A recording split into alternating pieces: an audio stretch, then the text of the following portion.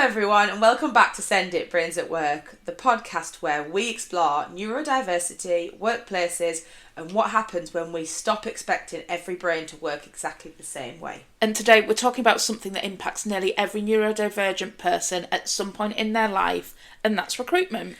Ah, yes, the magical world of job applications. Exactly, where you're expected to sell yourself, decode vague job descriptions, survive on an interview that feels like speed dating mixed with an exam. Yeah, and it's not even just the mixed speed dating mixed with an exam, it's the 5 stages. It's the God. written, it's the tests, Yes. it's the talking. And somehow you're supposed to prove you're the perfect candidate while making the right amount of eye contact, which is cringe. Oh, it's awful. I find with eye contact, I end up staring at somebody's forehead, and then I get so paranoid that they think I'm staring at the forehead. I'll then try and do eye contact, which hurts, and then I'm actually spending more time thinking about the eye contact that I'm doing than the question that they've asked me. Yeah, not too much, not too little. Exactly. I actually had someone going, "You don't like to make eye contact, do you?" So now I always try and force myself to, and then I'm like, "Oh, orcs, look away." Yeah, look away. Exactly. It's just enough to seem confident, but not threatening. Yeah, I don't know what's right or what's wrong. You know, if you stare too long, you're making it awkward. If you don't stare at all, you're being ignorant.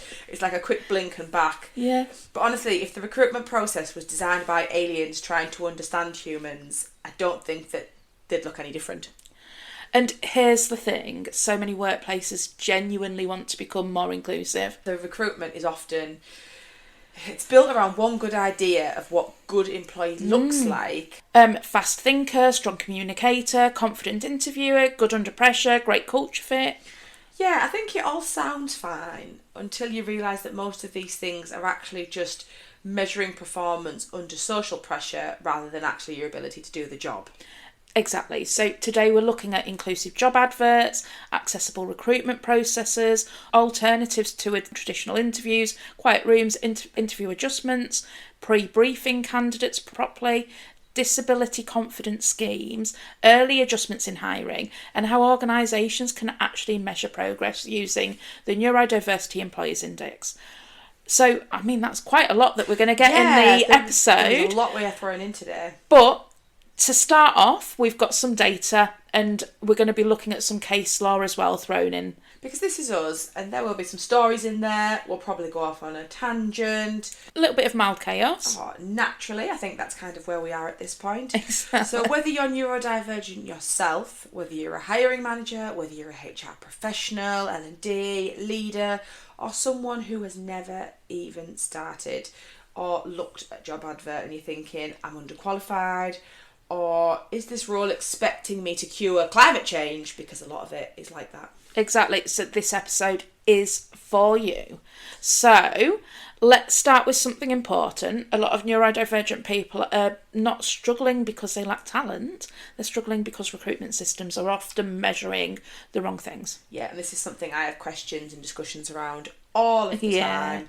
So it's thinking about the traditional recruitment process. So what you're expected to do.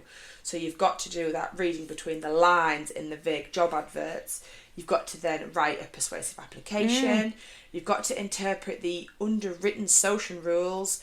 Then you've got to perform confidently in those interviews without zoning out. Yeah.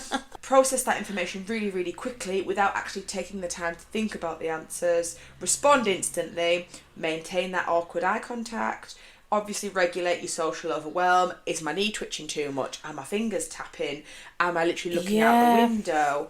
And obviously then thinking about examples from your career under pressure, which you've not had time to think about, not had time to plan, and just going out on a lamb, basically. So basically, it's an obstacle course for executive functioning. Mm-hmm.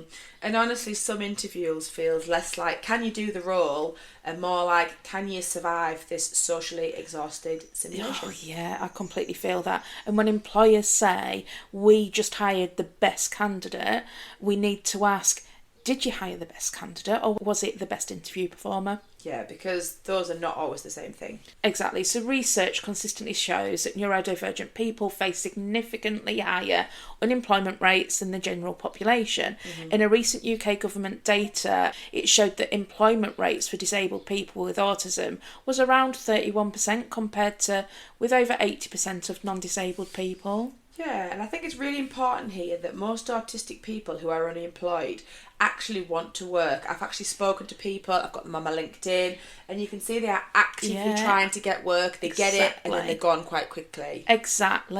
Exactly. The National Autistic Society has repeatedly highlighted that the majority of the unemployed autistic adults want employment, but barriers in recruitment and workplace culture stop them from accessing the opportunities. So it's not because capability is lower, it's because the barriers are higher. Yeah, I agree with that. And I think many of those barriers kind of appear before somebody even reaches interview stage. Like job adverts that read like, must thrive in a fast-paced environment, excellent communication skills essential, must be a people person, must multitask efficiently. Yeah, and I think this can immediately signal this workplace does not understand my different communication or working styles. I don't even think job adverts go for people who are not neurodiverse. Mother Teresa wouldn't even be getting a job at this stage in life. And sometimes the requirements are completely unnecessary. Exactly. You know, does your data analyst genuinely need outstanding verbal presentation skills under pressure, or do they just need to analyse data? There are also hidden problems of ambiguity. So neurodivergent people often process language literally. I do this all the time. Yeah. So when a job advert uses vague language like dynamic self-starter, people may genuinely not know what that means. Yeah, I can agree with that. I mean, I once saw a job advert that said, we want someone who can wear many hats. Yeah, so immediately my brain goes to picturing someone with lots of different hats. Yeah, I mean, I completely agree. Mine does it. How many hats is there? Is there a uniform? Why are there so many hats involved? Is it a cap? Is it a beanie? Is it a snow hat? Is it one of those ones that wrap around your ears and fasten under your head? And this is why clarity matters. So research around inclusive recruitment shows that unclear job adverts and vague language disproportionately disadvantage neurodivergent applicants because they increase ambiguity, cognitive load and anxiety. Yeah. Studies looking at neurodivergent employment pathways repeatedly identify unclear communication and non-inclusive recruitment processes as key barriers to employment, because inclusive recruitment is not about lowering standards, it's about removing unnecessary barriers. Yeah. So let's get practical with this then. What makes a job advert more inclusive, do you think? First of all, it has to be clarity. Yeah. So be specific. What is the role actually about? What does it involve? What are the skills that are genuinely essential? What does success look like? What are the working patterns? What are the expectations? What are the interview stages? What does flexibility look like? And what are the available adjustments? Yeah, I think it's avoiding that corporate nonsense language. Yes, we want educated people, but to be honest, why baffle people? Why make it harder than it has to be? Clear it out. My gosh, please. I mean, some of the jargon and some of the language that comes out, it just makes me cringe. Yeah, I know. Like, nobody knows what a rockstar ninja distributor is. Like, I just make it clear for everybody. I don't even think those who are full academics can understand what kind of jargon comes out in these adverts. Exactly, except possibly LinkedIn influencers. And I think even they're guessing, if I'm going to be totally honest. So something else that matters hugely is separating essential criteria from that desirable criteria, because many neurodivergent people, particularly women and marginalised groups, are less likely to apply unless they meet nearly every requirement. Yeah, I have done this plenty of times. If I don't do it, if I look at it and think, I haven't got that one, I'm not applying. Exactly, you rule yourself out, don't you? You do, absolutely. And I also think it's the way the advert is written. I know there's a lot coming out now, isn't there, about the unconscious bias of writing adverts to your specific needs and getting those different demographics. But yeah, people do. If you haven't got it, I'm like, no, I'm not doing it. Yeah, exactly. And I think whereas people apply if they've met maybe one or two and own a laptop. Exactly. Inclusive adverts should also clearly state, we welcome adjustment requests. That sentence alone can reduce anxiety massively. Yeah, and I think it's important Don't wait until the interview stage to mention adjustments. Mention them early. That early reassurance matters quite a lot. This links really nicely to the UK government's Disability Confidence Scheme. Yeah. So the scheme encourages employers to actively remove barriers for disabled candidates and think about inclusion throughout recruitment, onboarding and progression. Yeah, it does. And one of the biggest things organisations can do is normalise adjustments from the beginning. Not as a favour, not as a burden, just a standard practice. You know, giving everyone those interview questions, you're going to get everyone's best examples, not throwing it out on the spot. Exactly. And this really matters. We've found some research through the Buckland Review, which found autistic graduates are twice as likely to be unemployed after graduation compared to non-disabled graduates, despite often having strong qualifications and specialist skills. So again, going back to disability confident, it encourages employers to actively think about accessibility, inclusion throughout recruitment. So if someone needs to fight for support before they even join your organisation, what message does that send? Yeah, absolutely. So you'll need it to survive here before we even help you to survive here. Yeah, exactly. Which, let's face it, that's not welcoming. No, and I think some really good examples of inclusive wording have, you know, like we've said, interview questions can be provided in advance upon request. Alternate interview formats are available. We are happy to discuss reasonable adjustments throughout the recruitment process. And obviously we value different communication and thinking styles because every brain is different. Exactly. And that last one's huge, isn't it? Because for many neurodivergent candidates, they've spent years masking. So they're trying to appear more socially typical. Yeah, and I think this means that recruitment can then become a performance of neurotypicality. So instead of that genuine assessment ability, you're getting something else if you don't have those adjustments. Yeah, and I think that's kind of the beginning stage of it. So I think we need to think about traditional interviews are not neutral. So let's talk about interviews. Absolutely. And I really struggle with interviews, if I'm completely honest. So you've got that fluorescent lit social endurance event. With the mystery questions. And the terrifying, tell us about yourself. Like, what is it that you actually want to know? What is it about myself? Do you want to know about, you know, I've got so many kids and I like to go walking and things like that, or, you know, is it something else? Yeah, I had a question once, just as a random one, and it was something like, who do you aspire to be or who do you look up to? And I was like, what? Just somebody in my life? It's a famous person? Yes. I actually went through my mum, and I went through and I talked about how she inspired us to be hard workers, how she was always there, this, that and the other. And they're like, that's a brilliant one. Kudos to your mum. And I walked out and I was like, oh wait, did they want me to throw like Piaget out there, or Vygotsky? Well, this is it. I had one really similar to that, and they were like, who would you have a dinner party with? Who would you dinner? Well, I don't know. Like, it's my not... dog. Yeah, bring him back. That's probably the only person I want a dinner party with. What does that tell you about me? How wide is that relevant to me doing doing the role? I suppose it throws out there I'm not good at thinking on the spot. Yeah, but I'm not. I mean, in my job I am, because I know it. I know what I can come back to. But if you're throwing out here who I want to have dinner with, if I respect, you're going to get something very, very different here. So I think the telling yourself one is a tricky one. I think it's also too broad and too personal at the same time. Exactly. Traditional interviews often reward that fast verbal processing, social confidence, eye contact, already mentioned that, immediate recall and performance under pressure. As you can tell, interviews are not my forte immediately because I struggle sometimes. So research increasingly suggests that these interview styles can be unintentionally disadvantaged to neurodivergent candidates by assessing social communication styles rather than role capabilities. So studies exploring autistic employment pathways repeatedly identify traditional interviews as one of the biggest barriers to employment access. So that's fast verbal processing, social confidence, eye contact, immediate recall and performance under pressure.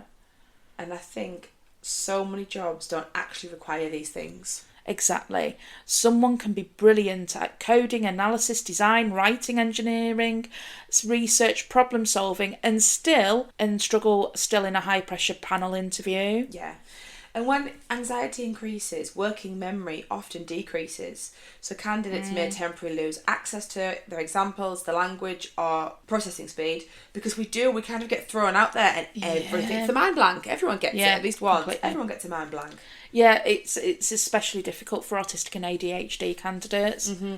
I have had an interview before when someone asked me, describe a time you have demonstrated strategic leadership during organisational transformation. I mean, that's not even a question, it's a hostage negotiation. Oh, honestly, my brain completely left the building. I couldn't remember my experience, my qualifications, my own surname. Nothing was coming back to me. I was like, how do we even break this down into those chunks to get an example back? Exactly, and often that is mistaken as a lack of competence as opposed to a shutdown. Yeah, and it actually might be that I've had cognitive overload. Which is why inclusive hiring asks, how can we reduce unnecessary pressure so candidates can demonstrate their actual abilities? Yeah, one of the simplest changes, a bit of a pre-briefing. If I ever did an interview, I would be literally like, right, this is the job you're going to do. Here's an example, here's a learner, do it. Yeah. So there's growing evidence that predictable recruitment processes improve outcomes. So ACAS guidance specifically recommends adjustments which, such as providing interview questions in advance, clear instructions, reducing unnecessary ambiguity so that candidates can perform at their best. Yeah, tell candidates how long the interview will last, who's going to be there, because you don't want 5 people sat around you, do you? You want to kind of make it as relaxed as possible.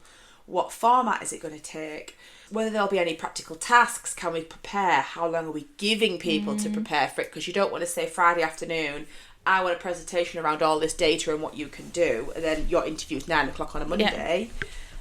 What competencies will be assessed, and ideally provide the questions in advance, because realistically it's helpful, isn't it? And then every time someone says, but then the candidates can prepare answers, I'm like, yeah, it's literally the point. Exactly. Preparation reduces cognitive load. It allows people to demonstrate capability rather than improvise. Yeah, and also most jobs involve preparation.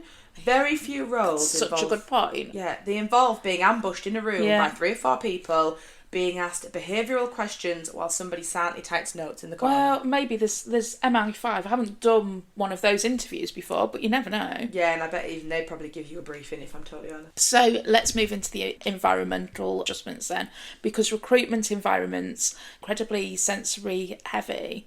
Bright lights, busy waiting areas, background noise, unknown spaces, interruptions, and there's nothing that throws you off when you walk into an office for an interview. Nobody gets up to greet you and you just kind of stood in the waiting room like, what am I meant to do? Yeah, I hate that. It just throws the whole day. And all of that increases stress before the interview even starts. I think one really effective adjustment is offering that quiet waiting space.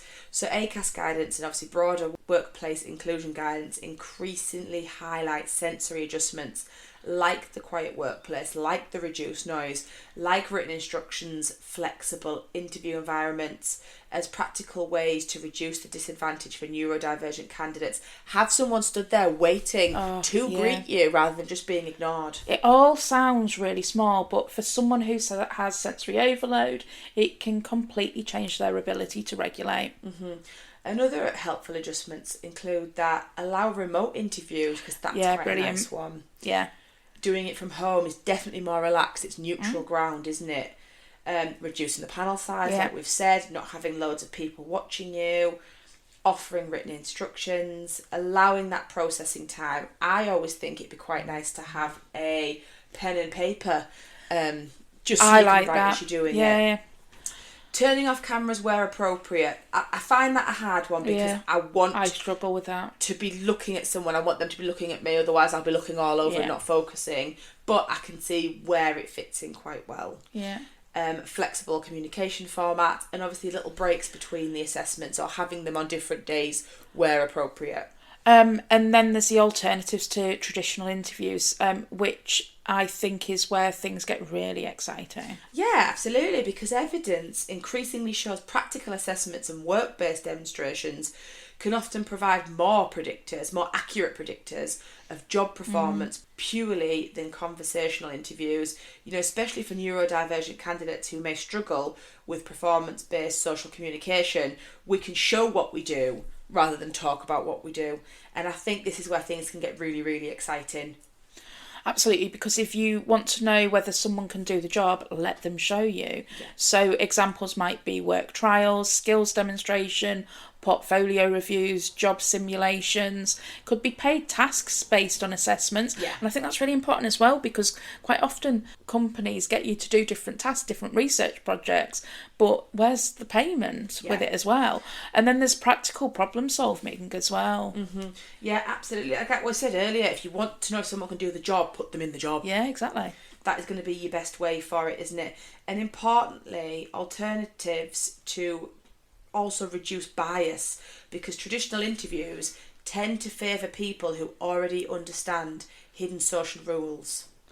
Exactly. There's also a huge misconception about adjustments being expensive, but most of them aren't. Many are completely free. Yeah, and this is often what helps the neurodivergent people, helps everyone, exactly. as we say a lot of the time. Clear communication, helpful. Yeah. Predictability, helpful. Reduced ambiguity, helpful. And it turns out that humans generally enjoy understanding what's happening. Yeah, that's so true. So in our research, we've also looked at case law as well, because nothing highlights the importance of inclusive recruitment quite like seeing what happens when organisations don't get it right. Yeah. And here's why case law matters. It shows us not just what should happen in recruitment, but what legally must happen and what goes wrong when employers understand neurodiversity. So one of the clearest examples that I've found is Stedman and Haven Leisure Limited. So if anyone wants to read the full thing, we'll put the link up as well. There's nothing like a bit of legal chaos to start the day, is there? What did they do? Ask him just to make eye contact, or just sell yourself that little bit more. So it's really close. In this case, the candidate, so Stedman, had autism spectrum disorder and ADHD. So he applied for a job as an animation host at a holiday park. Right, so a job that requires energy, structure, probably dealing with a lot of screaming children. A neurodivergent person could absolutely smash that. Exactly, but he didn't get the job. And he believed the decision was discriminatory. So when he took it to tribunal, the tribunal basically said, we're not convinced you're disabled under the Equality Act. Sorry, what? So autism and ADHD aren't disabilities now. Mm-hmm. When did that one happen? Did the tribunal just decide to rewrite medical science on the lunch break? Apparently so. So they looked at his strengths, like being articulate and confident, and used that to argue he wasn't disabled. So that's like saying you can walk, so your broken arm doesn't count. Yeah, exactly. Nonsense. Exactly. So he appealed. The Employment Appeal Tribunal basically said, no, that's not how it worked. They ruled that the tribunal had completely misunderstood how to assess a disability. Finally, some absolute sense being put in there. Because neurodivergent people can articulate very confidently. They're confident, they're brilliant, and they can still face substantial challenges in day-to-day life. Things aren't mutually exclusive. Exactly. So the EAT said you can't cherry-pick strengths and ignore the actual impact of the condition. You can look at the whole picture: communication, social interaction, executive functioning, sensory, and all of it. And so the legal takeaway was huge. Neurodivergent conditions like autism and ADHD can meet the Equality Act definition of a disability, and employers must consider adjustments from the very start of recruitment. Yeah, so basically employers stop playing Spot the Disability like it's a game show. If someone tells you they're autistic or ADHD, take it seriously. Exactly. And this matters for recruitment because employers have a legal duty to consider reasonable adjustments even before someone gets the job. So that includes adjusting the interviews, offering questions in advance, allowing the written responses, as we've said, reducing that sensory overload, and not judging communication differences as unprofessional. And maybe, wild idea here, throwing it out, not rejecting somebody because they don't fit your imaginary perfect candidate mould that was designed. Neurotypical extroverts who love small talk, who I'm not even sure really exist anymore. Exactly. So Stedman isn't the only case that shows this, as there's also Government Legal Service versus Brooks, from 2017. This is where an autistic candidate was disadvantaged by rigid multiple choice tests. So the tribunal ruled that the employer should have adjusted the assessment format. So this isn't a one-off. Tribunals repeatedly find that inflexible recruitment processes can amount to disability discrimination. Yeah, and they're missing out on brilliant talent. Because let's be honest, half the neurodivergent people I know would run circles around a holiday park job. They'd have spreadsheets for kids, activities, they'd have colour-coordinated snack breaks, a full sensory-friendly plan for the bouncy castle, the hyper-focus would be in. And don't get me wrong, a lot of us have our highs and lows, but we're really jolly. We're really like, not the class clown, but we love to have a bit of fun, don't we? Which I think would be perfect for that. Exactly. I'd hire them on the spot. I'd hire me on the spot. So the takeaway for workplaces, don't guess, don't assume, don't diagnose, just ask what someone needs and make those adjustments. Exactly. So there's some SENDit workplace wisdom right there. So that's the legal side, and it really shows how high the stakes are. So let's bring it back to practice and look at how you can avoid being in those situations as well. Yeah, because tribunals are on the rise. So thinking about it, can we also talk about the phrase culture fit? Oh no. Because I think are we assessing values? Are we just assessing who performs neurotypically the most comfortably? Oh, exactly. Sometimes culture fit accidentally becomes who acts most like the people already here. Yeah, absolutely. I mean, you still have to get someone who fits in with your team, but it's how organisations end up hiring 27 identical men named Dave. No offence to Dave. We all support a good Dave. I apologise for using Daves. But genuinely, diversity of thought disappears if everyone has to communicate in the same way. Yeah, and then again, your culture fit is just a test. Oh, Claire, can you hold eye contact for 30 minutes? Congratulations, you're hired, you're a statue. A deeply uncomfortable statue. Yeah, who probably still doesn't know how to use Excel.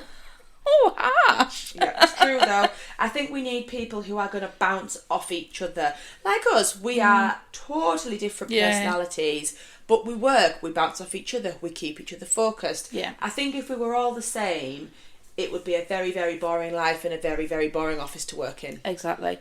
So let's look at early adjustments and psychological safety then. So one thing we really wanted to emphasise today is the importance of early adjustments and this being backed up by evidence. So the first Neurodiversity Employers Index report found that over twice as many as neurodivergent employees said they did not feel comfortable in asking for adjustments compared to neurotypical colleagues. So not waiting until someone is struggling. Because by the time someone reaches crisis point, they've already spent months masking and hiding this, and like the early adjustment it's going to reduce their anxiety, the burnout, the turnover, the sickness absence, the recruitment, and psychologically it matters too, because when the organisation proactively offers support, candidates feel a lot safer. Which increases trust. Yeah, and I think trust is huge for neurodivergent people. It's as if they've had negative experiences before, a lot of trauma related around it. Yeah, so simple examples of early adjustments could be sharing onboarding information in advance, assigning a buddy, brilliant, providing written expectations, allowing flexible communication methods, scheduling regular check-ins, that's really helpful, and clarifying priorities as well. Yeah, I feel like we repeat ourselves so often with this, but it's the same things. Yeah, it needs to get out there though, doesn't it? People need to be identifying this. Workplaces who are listening to it, please listen and use it. This is the advice and guidance that we're giving. But all of these things are really easy to put in place and they can be free as well. Yeah, and they're not assumptions. A lot of this is backed up with data and research. We know it works. We know it's going to help neurodivergent. We know it's going to help neurotypical. Yeah, exactly. Simple question. Ask what helps you work at your best. Yeah, not, what is wrong with you? Yeah, it's so massively different. And not every neurodivergent person needs the same thing. And a lot of our neurotypicals are not neurotypicals. They just don't know it yet. Yeah, exactly. And this is why one size does not fit all. No, it doesn't. Some people may prefer that written communication. Some people may hate it. Some people may need to reduce that sensory input. Some people may need focus with better situations. Something I hate, and it says about the sensory input. Everyone's computers and phones and lights are so bright. I have to have mine on the absolute minimum.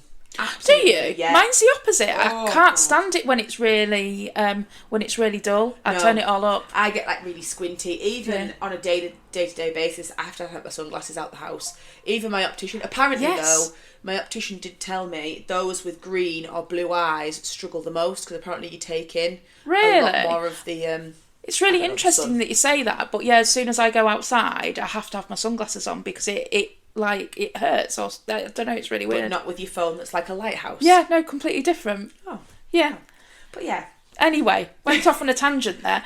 It's But yeah, inclusion is about flexibility, isn't it? Not about assumptions. Exactly. So let's look at measuring progress then. So we've got the Neurodiversity Employers Index. Loving that at the minute. So, thinking about measures, because organisations often say, we care about neurodiversity, but obviously nothing ever actually happens. You know, there's no real improvements coming into workplace. No assessment. Which brings us to the Neurodiversity Employers Index, also known as the NDEI. Yeah, so the NDEI was developed by Autistica, and it helps organisations benchmark how neuroinclusive they actually are.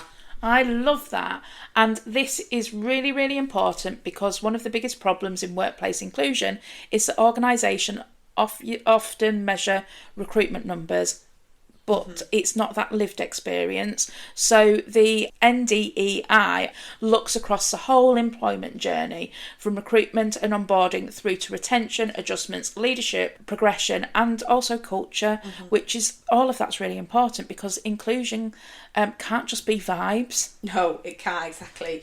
So the index does look at kind of recruitment, accessibility, and the workplace adjustments that are in there. You know, your leadership, your culture, employee experience, progression, and obviously confidence around neurodiversity. Looking at kind of the benchmarking and then how things are progressing, how things are changing. So, and what's useful is that it moves organisations away from that performance inclusion, because the 2024 NDEI market report found that only around 30% of the organisations had clear neuroinclusion strategies in place. Yeah.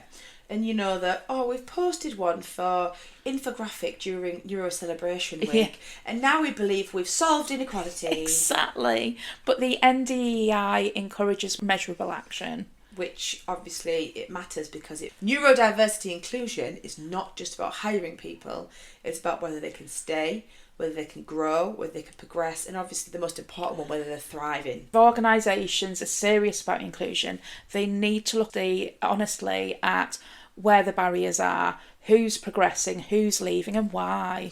Yeah, because otherwise we end up with the workplace saying we support neurodiversity while unintentionally exhausting the very people that they're recruiting. I think one of the biggest myths then is that we need to challenge the idea that inclusion is about lowering standards. Because actually inclusive hiring often raises the standards. Exactly. It improves clarity, communication, fairness, accuracy, candidate experience. And it's going to help organisations to access the talent that they might actually miss.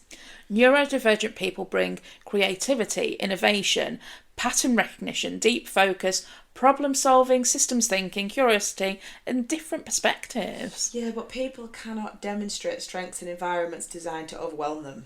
So if you're listening as a hiring manager or an employer, or maybe ask, what are we actually assessing in recruitment? And who might we be unintentionally excluding? If you're neurodivergent and recruitment has felt exhausting, confusing, or impossible at times, does not mean that you're not incapable. Yeah, sometimes the system just simply wasn't designed with your brain in mind. And systems can change. Yeah, it can. Inclusive hiring isn't complicated. You've just got to make sure you've got your clarity and flexibility. You know, you're being predictable, you've got communication, and you're recognising that talent does not always present itself in conventional ways. And honestly, some of the best people you will ever hire may not be the ones who interview perfectly. No, they're going to be the ones that think differently. Which is kind of the whole point. Yeah.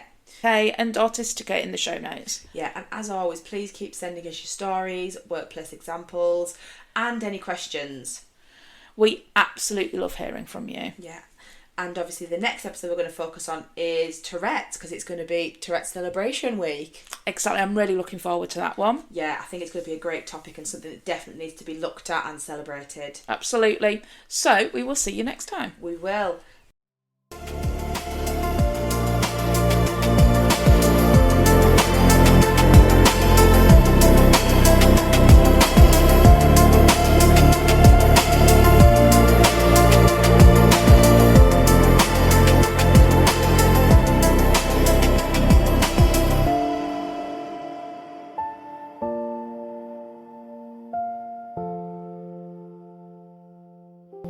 Podcast disclaimer. The views, thoughts and opinions expressed in this podcast belong solely to the hosts. We are not experts, specialists or professionals, and nothing we discuss should be taken as advice. Our conversations are based around our own experiences, ideas and perspectives. They are intended for general discussion and entertainment only. If you need guidance, support or advice, whether professional, personal, medical, legal, financial or otherwise, please seek help from a qualified professional. By listening to this podcast, you understand and agree that the hosts are not responsible for any actions you choose to take based on what you hear.